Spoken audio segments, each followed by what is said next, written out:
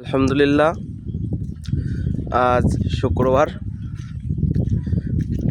তো আজকে বাহাদুরপুরের রাস্তাটা আরও অনেক বেশি খারাপ ছিল। কালকে তো আমরা গুনাকারকাঠি একটা রাস্তা ঠিক করেছিলাম, তো আজকে অনেক বড় রাস্তা, প্রায় 1/2 কিলোমিটারের। তো রাস্তাটা সারানোর উদ্যোগ নেওয়া হয়েছে।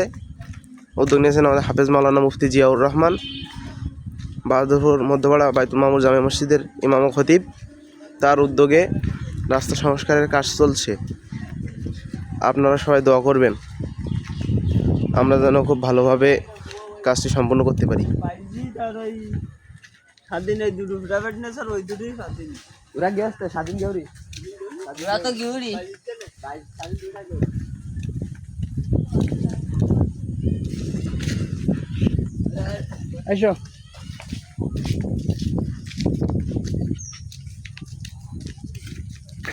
কানাই দেওয়া যাবে না মোটে।